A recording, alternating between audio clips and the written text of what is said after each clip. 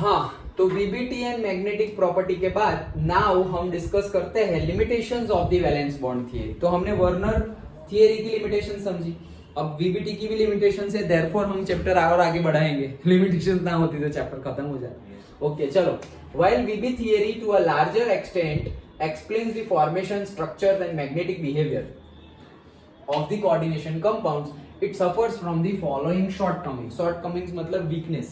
Okay. So पहला, it involves a number of assumptions. भाई इसमें तो बहुत सारे assumption।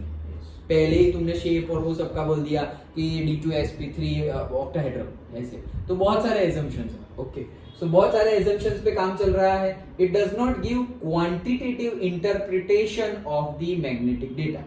मैग्नेटिक डेटा का क्वांटिटेटिव इंटरप्रिटेशन नहीं है। मतलब जैसे हमने बोला ना कि जैसे D6 है तो उसमें तुम्हें सही मैग्नेटिक मूवमेंट मिल रही है, लेकिन अगर D4 और D5 बोले तो उसमें कहीं पर ज्यादा कहीं पर कम, कोई श्योरिटी कोई एग्जैक्ट वैल्यू मिल रही नहीं है, वो चीज बता रहा है।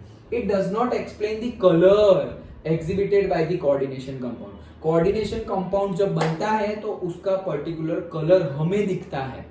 ओके तो ये कलर के बारे में भी यहाँ पर कुछ पता चल रहा नहीं है। And fourth, it does not give a quantitative interpretation of the thermodynamic और kinetic stabilities of the corresponding compound. मतलब थर्मोडायनेमिकली और काइनेटिकली कौन सा कोऑर्डिनेशन कंपाउंड ज्यादा स्टेबल है, किसको हम थोड़ा ही गर्मी देंगे और अनस्टेबल बन जाएगा, या किसमें से हम थोड़ी ही हीट ले लेंगे और वो अनस्टेबल बन जाएगा एंड ऑल, वैसा कुछ भी वीबीटी से पता चल रहा नहीं है। Okay. It does not make exact prediction regarding the tetrahedral and square planar structures of 4 coordinate complex. कि जो 4 लिगेंड जुड़ने वाले हैं उसमें जो टेट्राहेड्रल और स्क्वायर प्लेनर है उसमें एग्जैक्ट इंफॉर्मेशन नहीं मिलती, क्योंकि वहां पर वो D4 और D5 वाला केस हो जाता था।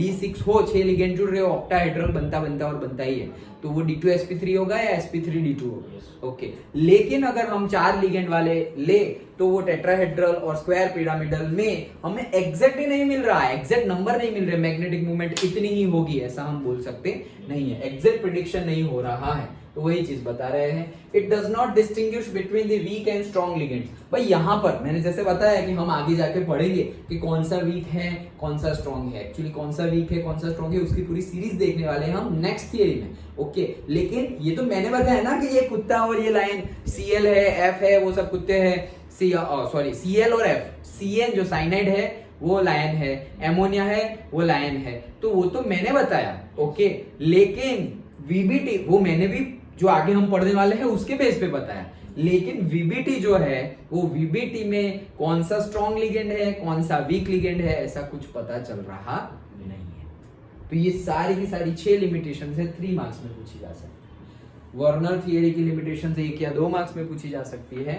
वीबीटी की लिमिटेशन 3 मार्क्स में पूछी जा सकती है। अंडरस्टूड? यहाँ पर तो हमने जो ऑलरेडी डिस्कस किया है और हमें जो नहीं पता चला, भाई कलर के बारे में पता नहीं है, बहुत सारे एजम्पशंस है, और स्क्वायर प्लेनर और टेट्राहेड्रल में सही डेटा नहीं मिल रहे क्योंकि D4 और D5 कॉन्फ़िगरेशन है, कई बार पेयरिंग होती है कई बार नहीं होती अकॉर्डिंग टू दी लिगेंड, और लिगेंड के बारे में भी स्ट्रॉन्ग लिगेंड वीक लिगेंड कुछ पता चल रहा नहीं है। वही सारी बातें लिखनी है। डन? सिंपल है ये तो।